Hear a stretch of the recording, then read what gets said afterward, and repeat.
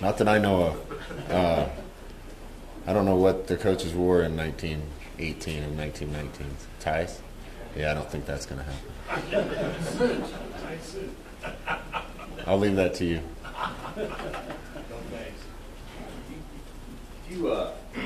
Is that something you care about? Like in the future, do you want to have a voice in what they wear for alternates? And UCF had a bunch of different combos, but Nebraska's always trying to keep them along. In general, I think there's maybe a dozen brands in college football and uniforms that you recognize, and those schools probably are better off, in my opinion, just my opinion, sticking to the tradition. And we have a strong enough tradition here. Everybody in the country, when they see the N on the side of a helmet, knows what it stands for. So not to say we won't mix it up occasionally, but there's power in what we wear every Saturday, and I don't see us wearing something different every weekend.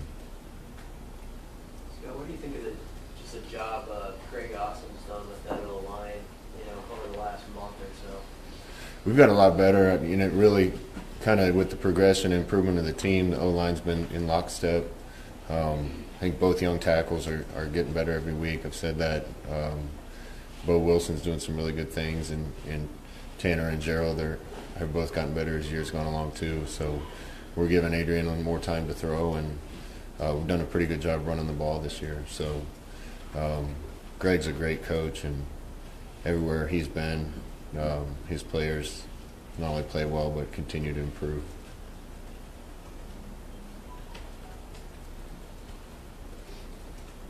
You guys forced 3 turnovers, 4 punts, had a turnover on downs. I think they only scored on 5 of their 15 drives in the game. If they scored 34 points, you guys scored 31.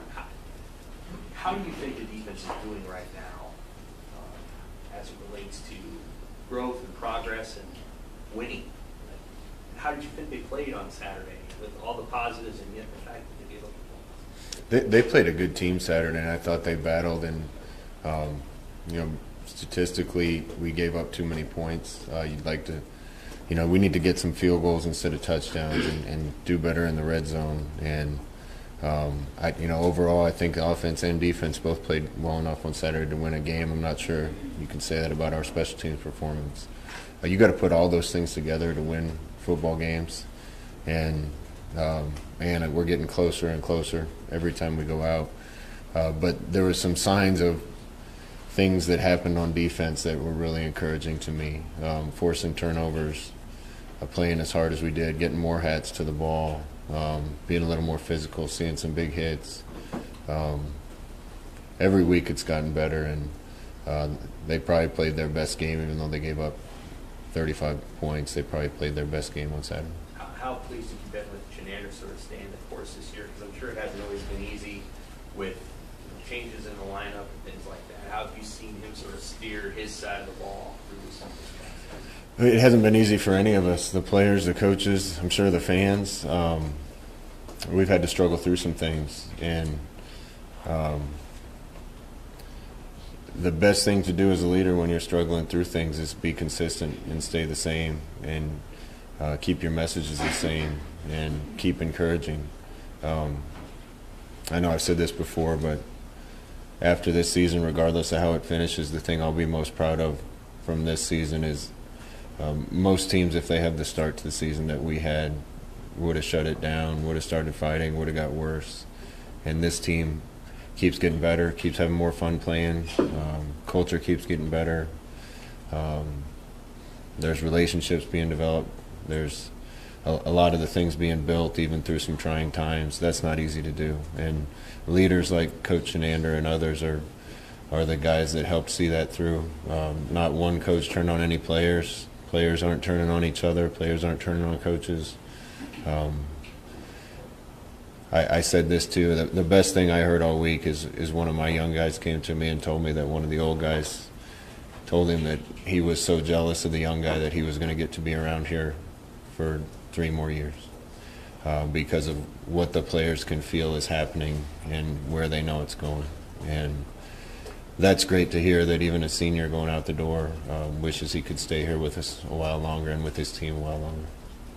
Scott, the Vine's a couple hundred yards away from 1,000. Nebraska hasn't had a 1,000-yard rusher since 2014.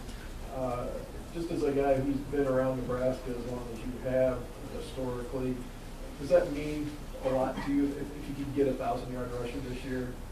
It would. Our first goal, obviously, is going to be win games, and we'll do whatever we have to on offense to win games. But I'd love to see Devine get to 1,000. I'd love to see Stanley get to 1,000 and JD get to 1,000. And I was just kind of made aware of their numbers today because I don't really look at that. But I think it's possible for all of them to do if we play well on defense. And if those guys hit those benchmarks, that probably means we put ourselves in position to win some games. Can that help you in recruiting too, just to have those tangible results on paper to show kids out there that this is what this offense produces? Yeah, probably. But I think, being out on the recruiting trail, kids see what our offense is about. And, man, if I was a young player in high school looking at our core of young players and especially our freshman quarterback, I'd want to come catch balls from him. So I think a lot of those things speak for themselves, but it always helps to have the proof on paper. And Stan and JD are both, and Devine are all close to hitting a milestone. You've tried a lot of different guys as sort of the third receiver on the field with those two. Have you been surprised that you haven't sort of found someone that consistently be in that spot, or what do you want to get out of that third spot over the last 2 weeks? Yeah, I'm a little surprised. We're going to play the guy that we think gives us the best chance, and we've been waiting for somebody to really step up and take it. And at times, certain guys have done good things, and other times, other guys. But we need more weapons on the field, and we'll keep searching until somebody steps up and takes that spot. Are your young tight ends starting to get to a point where you trust them more in the passing game? Yeah, I think all three have improved. I'm excited about the future at that position, just like any other, or a bunch of others. Jack's a sophomore, and Austin and Kurt are both freshmen, and we're going to have those guys for a long time. They made a big jump from spring to fall, and they made a big jump since the start of fall to now. You're starting to see them show up in the passing game. They're all blocking pretty well, and they're all young. So looking forward to the development at that position, and it's great to see them get involved. Did it make it easier with the Jurgens decision, knowing you had those three guys around for a while? Yeah, I suppose it made it a little easier, but that didn't really have much to do with it. It was just trying to find the best spot for him. We tried to do what's best for each kid individually, and I really believe Cam will thank me someday for making that move. Illinois fired their defensive coordinator before last week's game. Did you notice much different about how they played? I think the score caught a lot of people by surprise, how they took it to Minnesota as well. Yeah, there's some different. You can tell it's obviously in the same scheme. I finished my career in Tampa. Hardy was a legend down there, so got a ton of respect for him and Lovey. I'm familiar enough from those days back then with how that defense works to kind of recognize things. There's some differences, but I don't know how much of that difference was just a game planning thing for that team and how much is going to carry over. So we got to be prepared for what they did Saturday and what they did the rest of the season before that. When you got a player like JoJo Gomez who can sort of do a bunch of different things, from your vantage point as a play caller, the game plan, what about a guy like that who can do different things makes it difficult offensively? I told JoJo today the best thing that he did on Saturday, he just made plays. JoJo can play safety, he could play outside backer, but when he got his chance, he went out there and made some plays, and not just a tackle here and there. He made some game-changing plays, and man, we've been waiting for more guys to step up and do that. So awesome to get him back, and I hope he keeps having the success that he's having, and him knowing enough spots to move around. It'll give us flexibility and hopefully make it a little harder on the other team. Knowing what he's gone through over the last couple of months, was that cool to see him have success when you guys put him out of the field? Yeah, he's been through a lot. He even had bad luck this year. I mean, he had little nagging things that kept him off the practice field and kept him from getting his chance earlier. So life doesn't give you that many chances, and when you get them, you got to take advantage of them. And given his chance, he's done a great job. So expect to see him on the field a bunch. We saw some new offense, what looked to be new to me, offensive wrinkles on Saturday. How do you come up with those? Like, do you just think of those? Do you and Troy get together? How do those things form? Just from watching a lot of tape, and you know, we invent some really good things, and some other times I laugh at myself after the game thinking, what was I thinking? That was never going to work. But as a staff, we can usually balance each other out and tell each other when one of the ideas is stupid. We had some good stuff for them Saturday. We'll try to put our guys in good positions again this week, and you just got to keep being creative. I think one of the secrets to what we do is running some different stuff every week and keep people guessing. So we'll go back to our bag of tricks and see if we can find anything else.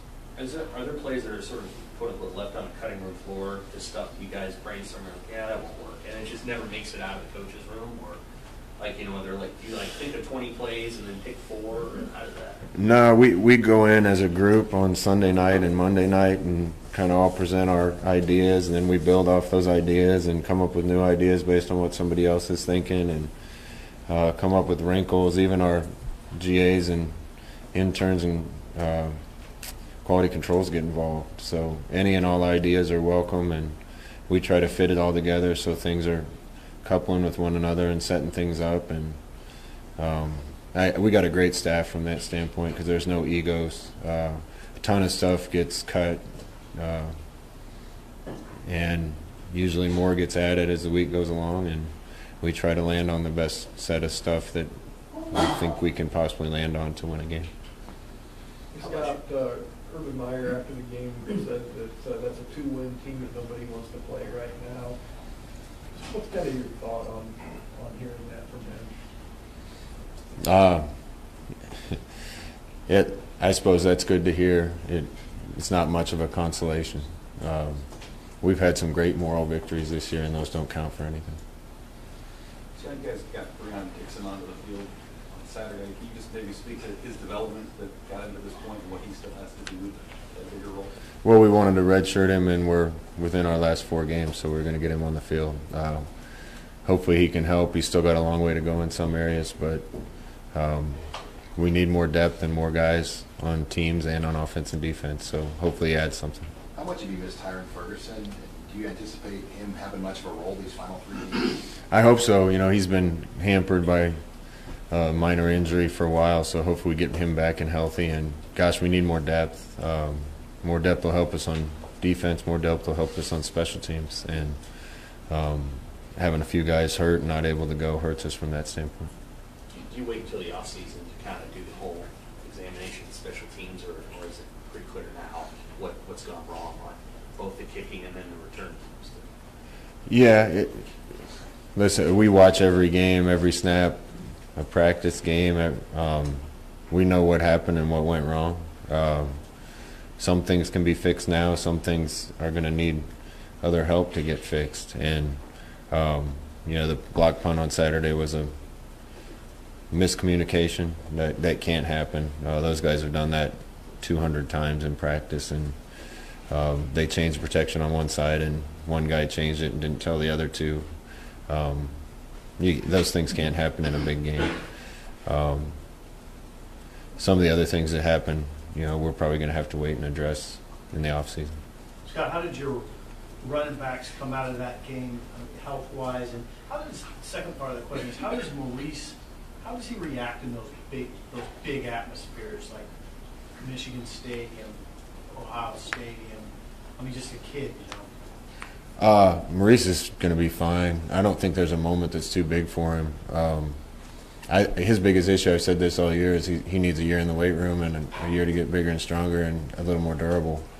But he went up to Wisconsin and had his best game to date at that point in a tough environment. He just got a little nicked up on Saturday and we couldn't use him as much. But both guys are good to go and we're practicing today. Scott, what's your impression of A.J. Bush, and what do you expect from him Saturday, maybe given the fact that he had played here, was in the program for a little bit before? That was like 3 schools ago. But, you know, just the fact that he has a history with Nebraska and what he's done since he's taken over as the quarterback there. I can only guess. I know AJ by name and a little bit of tape from a long time ago, and not much more. Know he played well last Saturday, and I know if I was playing a team that I used to play for and came back, I'd be excited to play. My guess would be he has a lot of fond thoughts and memories of this place, because it's hard to leave here without thinking that way. But he's a good player, and he certainly played well on Saturday, and their offense looked completely different with him in there.